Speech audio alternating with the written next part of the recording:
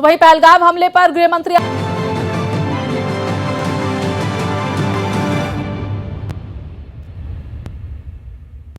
अमित शाह का पोस्ट, भारी मन से मृतकों को अंतिम श्रद्धांजलि अर्पित की। भारत आतंक के आगे नहीं झुकेगा, अमित शाह की तरफ से ये कहा गया।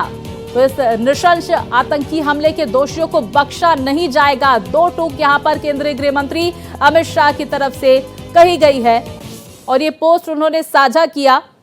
आपको बता दें, कुछ देर पहले केंद्रीय गृह मंत्री अमित शाह की तरफ से मृतकों को श्रद्धांजलि अर्पित की गई थी। जो परिजन है उन्हें सांत्वना दिलाने की कोशिश केंद्रीय गृह मंत्री की तरफ से की गई थी और यह भरोसा जताया गया था कि आतंकियों को बख्शा नहीं जाएगा और इसी को लेकर यह पोस्ट केंद्रीय गृह मंत्री अमित शाह की तरफ से किया गया है।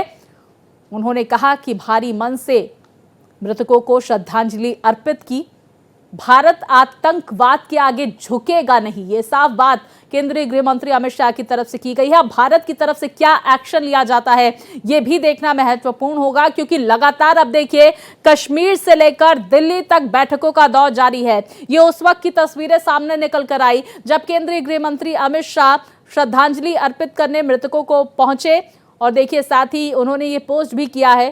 परिजनों से मुलाकात केंद्रीय गृह मंत्री अमित शाह ने की और परिजन जो आप बीती वो खौफनाक मंजर बयां करते हुए नजर आए केंद्रीय गृह मंत्री से और ये भरोसा केंद्रीय गृह मंत्री अमित शाह की तरफ से जताया गया कि इस पर सख्त एक्शन होगा, दोषियों को बख्शा नहीं जाएगा, आतंकवाद के सामने भारत नहीं झुकेगा। और यही वजह कि देखिए केंद्रीय गृह मंत्री अमित शाह बैसनार घाटी पहुंचे, उन्होंने स्थिति का जायजा लिया, अधिकारियों को दिशा निर्देश देते हुए भी वो नजर आए। तो पूरे देश में इस घटना के बाद उबाल है, लोगों में आक्रोश है। जिस तरह से घाटी की शांति को भंग किया गया, जो रफ्तार पकड़ता हुआ जम्मू कश्मीर मौजूदा सरकार केंद्र सरकार की नीतियों के साथ नजर आया और उसी को लेकर इस शांति को भंग करने की आतंकवादियों की तरफ से कोशिश की गई है और इस बार एक बार फिर से निशाना बनाया गया पर्यटकों को, जो जम्मू कश्मीर की अर्थव्यवस्था में बहुत महत्वपूर्ण योगदान देते हैं। और यही वजह है कि स्थानीय लोग भी आक्रोशित हैं और इसको लेकर बंद का ऐलान आह्वान भी किया गया है। कई स्कूल कॉलेजेस बंद है, कई जगहों पर दुकानें बंद हैं, लोगों में आक्रोश है। प्रदर्शन की तस्वीरें भी सामने निकल कर आ रही हैं। कल कैंडल मार्च निकाला गया था और देखिए ये उस वक्त की तस्वीरें सामने निकल कर आई जब केंद्रीय गृह मंत्री ने श्रद्धांजलि अर्पित की। तो गुनहगारों को, आतंकवादियों को बख्शा नहीं जाएगा और यही वजह है कि भारतीय सेना पूरी तरह से अत्याधुनिक उपकरणों का इस्तेमाल कर आतंकियों की तलाश बस यहां इस घाटी में करती हुई नजर आ रही है। तो देखिए पहलगाम का ये इलाका जहां पर पर्यटक पहुंचे थे और इन आतंकियों ने ताबड़तोड़ फायरिंग उन पर करनी शुरू कर दी। ये तस्वीरें केंद्रीय गृह मंत्री अमित शाह की तरफ से साझा की गई जब उन्होंने मृतकों को भारी मन से श्रद्धांजलि अर्पित की। तो सोचिए जरा, जो लोग घाटी में घूमने गए थे, पहलगाम की वादियों का नजारा लेने गए थे, इन आतंकियों ने उन्हें बख्शा नहीं और ताबड़तोड़ फायरिंग लोगों पर शुरू कर दी। पुरुषों को अलग किया, महिलाओं बच्चों को अलग किया और बच्चे के सामने पिता को, एक पत्नी के सामने पति को गोली मार दी। वो खौफनाक मंजर बयां करते हुए लोग डरे सहमे नजर आए और ये जानकारी भी सामने आई कि कुछ आतंकी सेना की वर्दी में थे।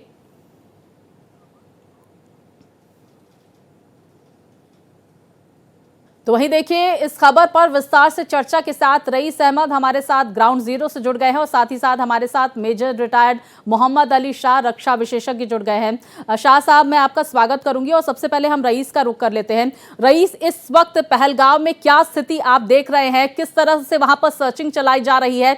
दूसरी तरफ क्या केंद्रीय गृह मंत्री अमित शाह इस घाटी से रवाना हो चुके हैं या अभी भी वहां पर मौजूद है? क्या इसको लेकर अपडेट?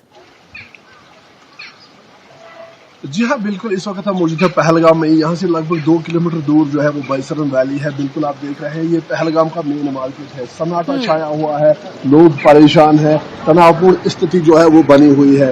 ये मार्केट काफी, इस मार्केट में चहल पहल रहती थी और यहाँ सबसे ज्यादा टूरिस्टों का रश पाया जाता था और अभी आप देख पाएंगे कि यहाँ खाली आपको जो है वो पुलिस और सिक्योरिटी फोर्सेस जो है वो नजर आ रहे हैं। और इसके साथ साथ टूरिस्टों को भी कहा गया है कि वो आज बाहर ना निकले। और लगातार हम देख रहे हैं कि पहलगाम से टूरिस्ट जो है वो दूसरे इलाकों की ओर, जैसे श्रीनगर और गुलमर्ग है, उन जगहों की ओर रुख कर रहे हैं। तो पूरी तरह से यहाँ पे सन्नाटा छाया हुआ है। और आपसे कुछ देर पहले यहाँ पे एक और अपडेट मैं यहाँ पर आपसे लेना चाहूंगी। 3 आतंकियों के स्केच जारी किए गए हैं, उनके बारे में जानकारी, उनके नाम भी जारी किए गए हैं।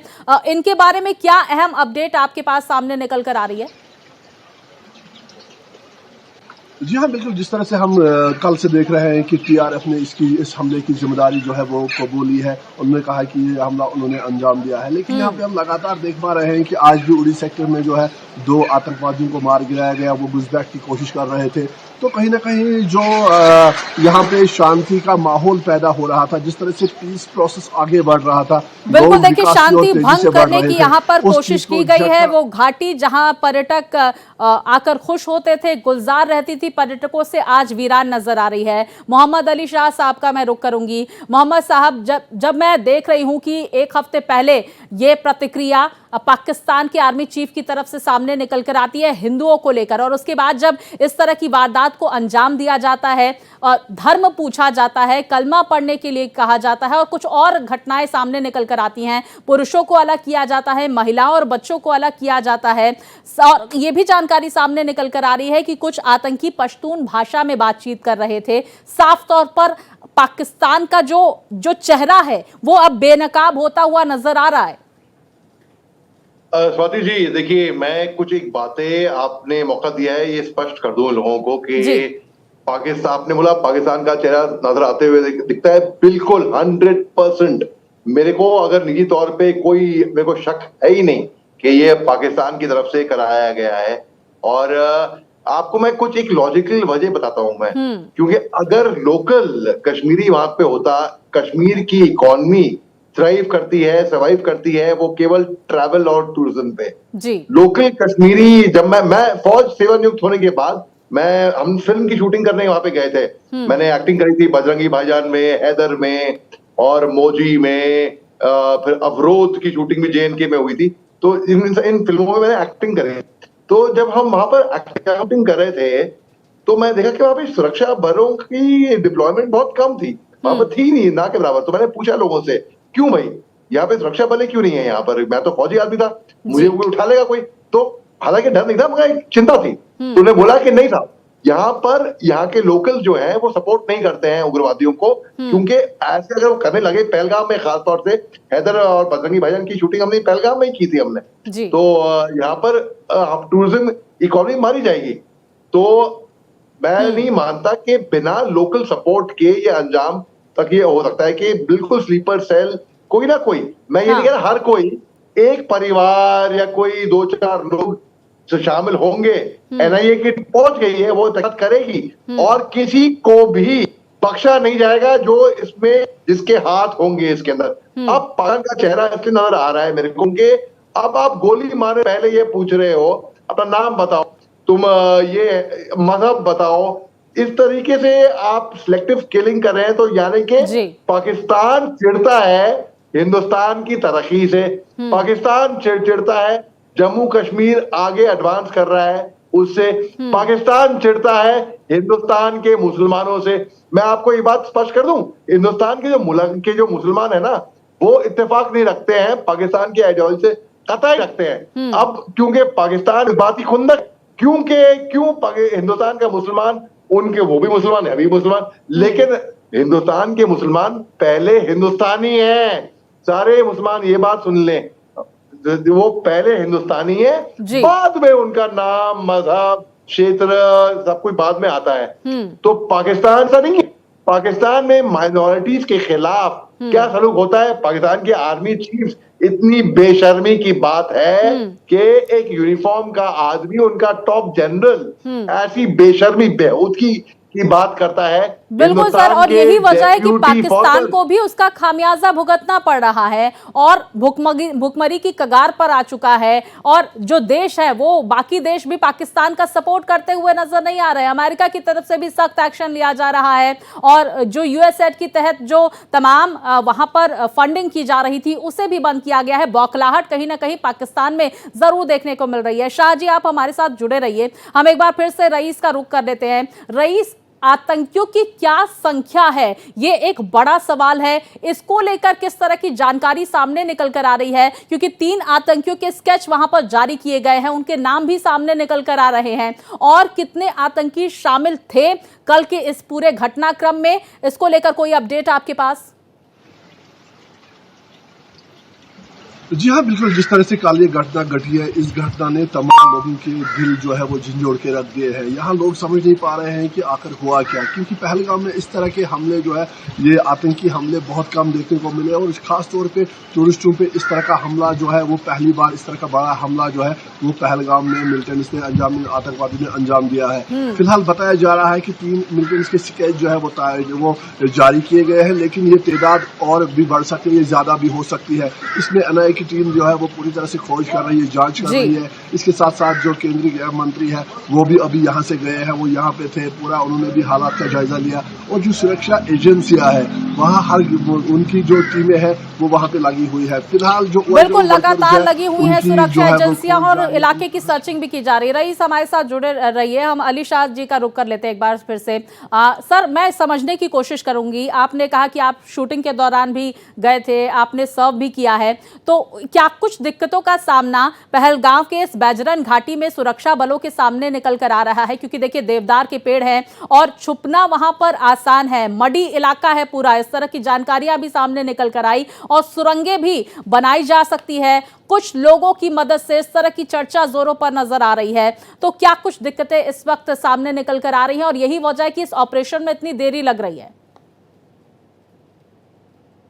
जी स्वाति जी, बड़ा अच्छा आपने सवाल पूछा है और इसको मैं टू पुट इन पर्सपेक्टिव एक सरल भाषा में समझाता हूं ताकि हर कोई हमारा दर्शक इस बात को समझ ले, इसे कनेक्ट कर। देखिए, सब जानते, सबने फिल्म में सनी देओल का नाम सुना है। सनी देओल की पहली फिल्म आई थी बेताब, बेताब घाटी, बेताब में एक जंगल था वहां पे बेताब, उसकी शूटिंग वहां पे हुई थी, वहां पे पहलगाम में उस घाटी में। तो वहां पर जैसे आपने बताया देवदार के पेड़ हैं वहां पे, बल्कि रामबन करीब में पड़ता है, रामबन में लैंडस्लाइड हुई थी जी। तो रोड ब्लॉक हो गई थी और वहां पे मौसम बदलने से रोड ब्लॉक हुई, तो कई लोग पहलगाम आने वाले थे। बल्कि मेरी बात हो रही थी farmer deputy chief minister of Jammu Kashmir से, वाले चैनल पे था मैं, उन्हें बताया उनके छोटा बेटा खुद वहां पे आने वाला था क्योंकि रामबन के लैंडस्लाइड से वहां पे आ नहीं पाए वो, अच्छा वो बच गए वो। देखिए, करीब में पड़ता है पुलवामा, कहीं में करीब में पड़ता है अनंतनाग, सोफियान, ठीक है। ये ऐसी सी जगहें हैं जहां पर आतंकी गढ़ होता है आतंकियों का। हाँ। पुलवामा हमले को हम सब जानते हैं, 2019 में सब जानते हैं पुलवामा के बारे में। आज तक पुलवामा हम भूले नहीं है, हम कभी भूलेंगे भी नहीं। पहलगाम एक शांतिपूर्ण इलाका था जिसको छुट्टी मनानी है, जिसको पिकनिक के लिए जाना है, जिसको घूमने जाना है, जो घोड़े पे, क्योंकि वो घाटी ऐसी है, वो वैली ऐसी है, उस पे घोड़े पे बैठ के जाया करते थे उसपे लोग। तो वहां पर मैंने पूछा क्योंकि यहाँ पे सुरक्षा बल है क्यों नहीं, तो लोगों ने बताया यहाँ पे साहब, यहाँ पर तो कोई खतरा है ही नहीं, ऐसा लोगों ने मेरे को बताया। मैंने बोला नहीं, ऐसी कोई गारंटी नहीं है। बल्कि रात को मैं सिविल होटल में सोया करा था और मैं छोटे बाल फौजी आदमी के आदत से मजबूर, मेरे को ये लगता है अगर रात के 2-2:30 बजे कोई आए होटल के कमरे में, खटखटा है, हथियार लेकर ले जाए तो क्या करेंगे हम, तो क्या हिफाजत होगी जी। लेकिन वहां के लोग उस टाइम पे कह रहे नहीं, ये आतंकवाद को बढ़ावा नहीं देंगे।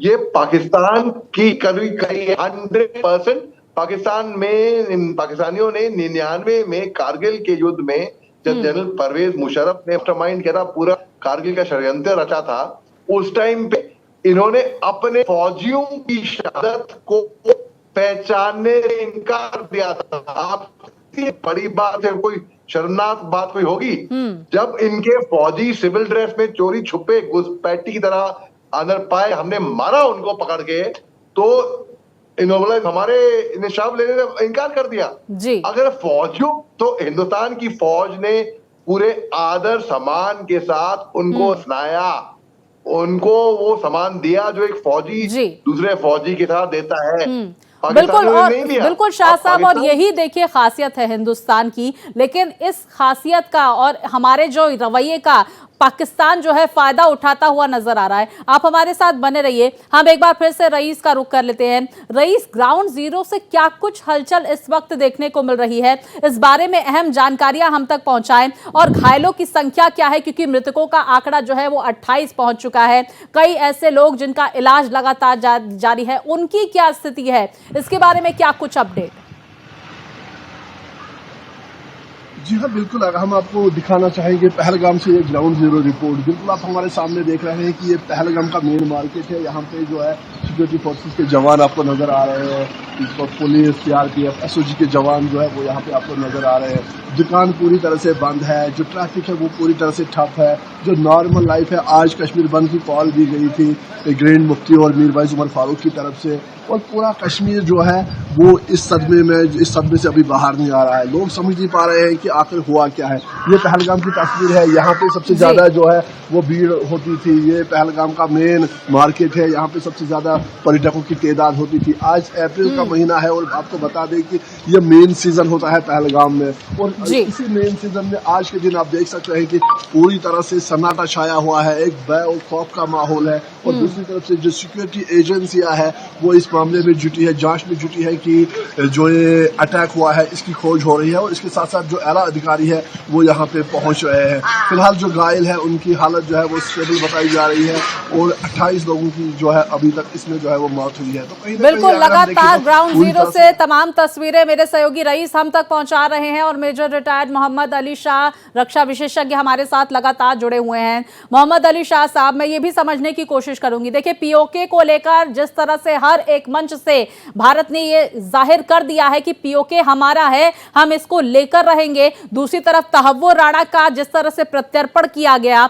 हाफिज सईद का बेहद करीबी है तहव्वुर राणा, लश्कर तैयबा टीआरएफ को फंडिंग करता है, और यही बौखलाहट अब सामने निकल कर आ रही है। और केंद्र सरकार के खिलाफ, मोदी सरकार के खिलाफ भी लोगों की बौखलाहट जो है आतंकियों की, वो सामने निकल कर आई। और ये तस्वीरें जो प्रत्यक्षदर्शी उन्होंने बयां की, उन्होंने कहा कि मेरे पति को मेरे सामने मारा गया, जब मैंने कहा कि मुझे भी मार दो तो उन्होंने कहा कि अपनी सरकार को बता देना, अपने मोदी जी को बता देना।